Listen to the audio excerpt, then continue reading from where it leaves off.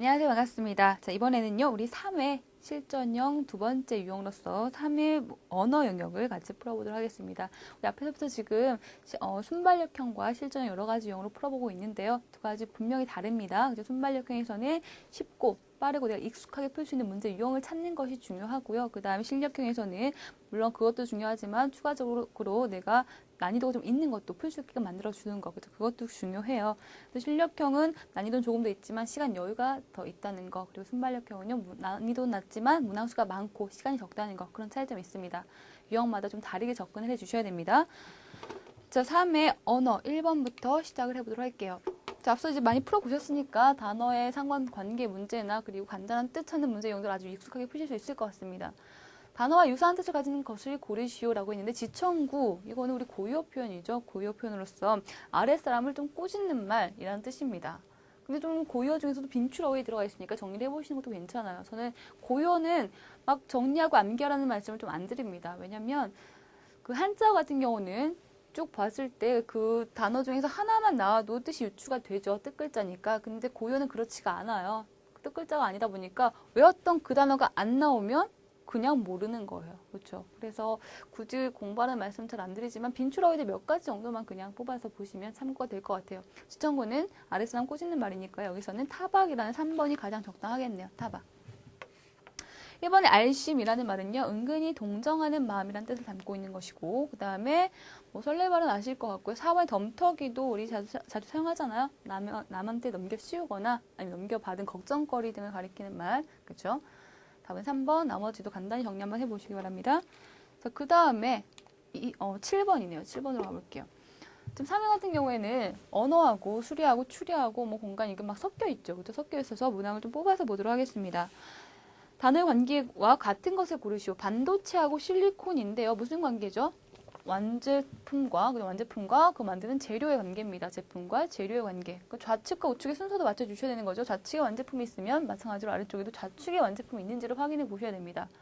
답은 2번이네요. 그렇죠? 연필은 나무로 만들죠. 답은 2번이고 그 나머지 관계도 좀 볼게요. 1번에 전화기하고 수화기는 전화기 일부분으로 우리가 수화기를 생각을 할 수가 있는 거잖아요. 그죠? 버튼 위치하고 뭐 본체하고 따로따로. 그래서 이거는 전체와 부분 관계. 전체와 부분 관계입니다. 3번은 식빵과 잼은 상호 보완적 관계라고 볼 수가 있어요. 그죠? 식빵과 잼 상호 보완적 관계.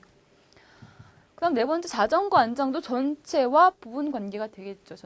전체와 부분. 그리고 그것과 포함 관계 구분하셔야 됩니다. 포함 관계는 뭐예요? 상위 개념 하에 있는 하위 개념들. 사과라는 상위 개념 하에 있는 과일이라는 상위 개념 하에 있는 사과, 배, 감. 얘들은 상하, 포함 관계. 상하하고 포함은 똑같습니다. 그렇게 볼 수 있지만 전체하고 부분은 좀 다르죠. 그래서 전체 이런 것 중 일부분만 떼어서 이야기를 하는 것. 이게 전체 부분 관계입니다. 자, 7번 답 2번으로 체크할 수 있겠죠? 그 다음 문제로 넘어가 볼까요? 그 다음에 19번으로 가네요. 19번. 단어의 관계와 같은 관계가 되도록 빈칸에 알맞은 들어갈 적절한 단어를 고르시오라고 했습니다. 배가하고 직녀성은요, 같은 물체에 대해서, 같은 것에 대해서 영어로 이르는 것과 그리고 우리말로 이르는 것 두 가지, 그래서 두 가지를 분리시켜 놨어요. 자, 폴라리스라고 이르는 것은 우리말에서는요, 뭡니까? 북극성이죠? 답 4번입니다. 가끔 가다가 이렇게 상식적인 부분이 구술제가 되기도 합니다. 상식적인 가끔 작가하고 작품을 연결하는 것이 나오기도 했고, 그 다음에 나라하고 수도가 연결되는 것이 언어 상호관계 문제 나오기도 했었어요. 상식적인 부분도 한번 좀 살펴보셔야 될 겁니다. 천랑성은 시리우스, 그렇죠? 시리우스라는 걸로 한번 정리를 해보시면 3가지 정도만 알고 계시면 될 것 같아요. 별자리 중에서는. 49번 답 폴라리스 북극성 정리하고요. 2번에 시리우스까지 같이 보시면 되겠습니다. 답 4번. 그 다음에 22번입니다. 뜻은 단어와 유사한 뜻을 가진 것을 고르시오라고 했는데요. 비참이라는 말의 정확한 뜻을 좀 살펴볼게요. 비참은요, 슬프고 매우 슬프고, 그죠? 끔찍하다라는 뜻이에요. 비참. 그러면 그 말과 가장 비슷한 거, 지금 다 조금씩 또 유사한 의미를 담고 있는 것처럼 보이는데 1번에 낭망은 희망을 잃다라는 뜻입니다. 희망을 잃다. 슬프고 매우 비참하다라는 그 끔찍하다라는 것과는 조금 그죠? 약간의 갭이 있네요. 그 다음에 우울은 뭐 알고 있잖아요. 그죠? 그다음 3번의 참사라는 말은요. 비참하고 끔찍한 일, 사건이라는 뜻입니다. 역시 조금 다르죠. 답은 참담이 가장 유사한데요. 참담은 끔찍하고 절망적이라는 뜻입니다. 끔찍하고 절망적. 4번이 가장 유사하고 이것도 나머지 보기하고 상대적으로 보셔야 돼요. 유사한 거, 다 비슷한 것 같은 데가 아니라 그래도 나머지보단 4번이 그나마 조금 더 가깝겠다라고 보는 거죠.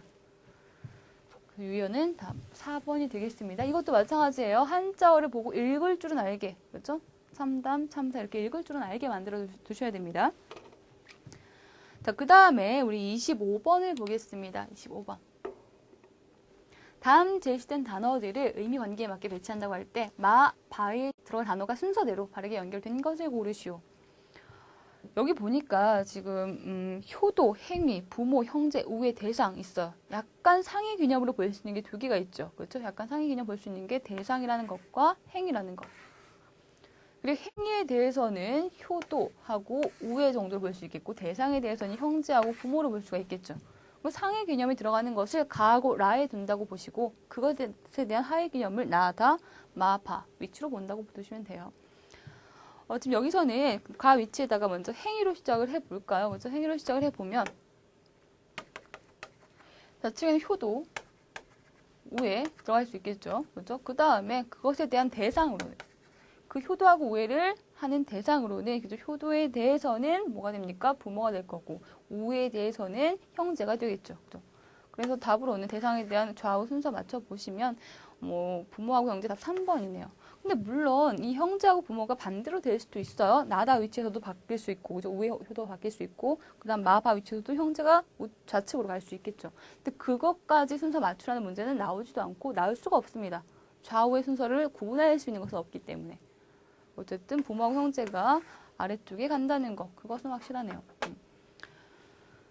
답은 3번 체크하고요. 그죠? 3번 체크하고 여기서는 상위 개념 뭔가 그것부터 먼저 두 개 찾고 거기에 따른 하위 개념들로 다시 한번 분류시켜 보시면 답이 생각보다는 쉽게 보이실 수 있습니다.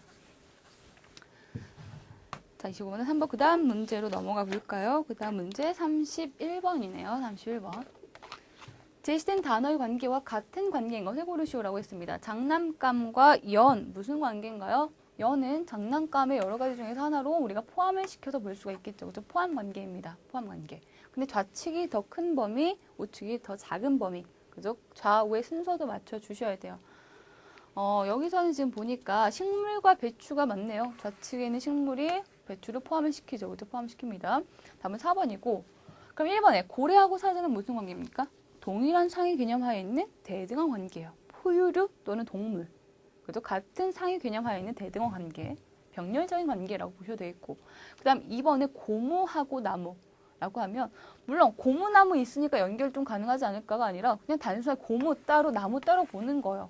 근데 실제로 나무는 고무하고는 관계가 없단 말이에요. 우리가 억지로 고무나무 연상을 시키시면 안 되는 겁니다.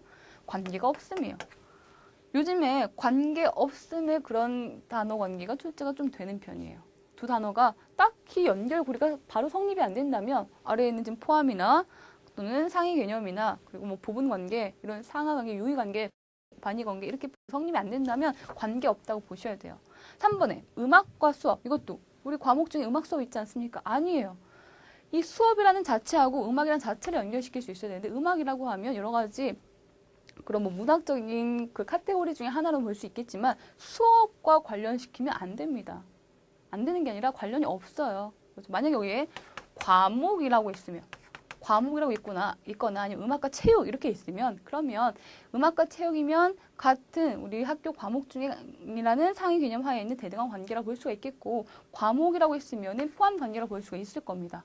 그런데 수업하고 음악은 연결시킬 수가 없어요. 그래서 2번과 3번은 관계 없음이고 1번은 동일한 상위 개념 하에 있는 대등한 관계. 답은 4번입니다. 4번. 자, 그 다음 문제로 가보겠습니다. 36번. 어법이 바르고 자연스러운 것을 고르시오라고 했어요. 일단 읽어보면 아마 감이 바로 오실 겁니다. 그녀는 모두의 축하 속에서 절대로 기뻐하였다. 뭐야 이게? 절대로 기뻐하지 않았다가 되든지 아니면 정말 기뻐하였다가 되든지. 그죠? 어쨌든 이 두 개가 맞지가 않아요. 2번, 양심이 있다면 모든 일을 차마 사실대로 말할 수 있을 것이다. 차마 말할 수 없을 것이다가 돼야 되겠죠. 그죠? 역시나 호응이 안 됩니다, 지금. 3번, 오랜 침묵을 깨고 드디어 그가 말문을 열었다. 드디어 말문을 열었다. 가능하네. 답은 3번. 4번, 상처를 꾸준히 치료하자 도무지 가라앉게 되었다. 상처를 꾸준히 치료해도 도무지 가라앉지가 않았다. 이렇게 돼야 되겠죠. 문장을 좀 맞춰보려면. 아주 간단한 문제입니다. 근데 보통 이런 문제 나올 때 주어하고 서술어 관계가 맞는지 아니면 부사어 부분하고 서술어 부분이 맞는지 이런 형태의 문제가 많이 나와요. 그러니까 뒤에는 서술어 부분이 앞에 있는 요소들과 어울리는지를 가장 포인트로 삼아보시면 문제가 쉽게 보이실 겁니다. 답은 3번이고요. 나머지 틀린 부분도 맞게 고쳐보시기 바랍니다.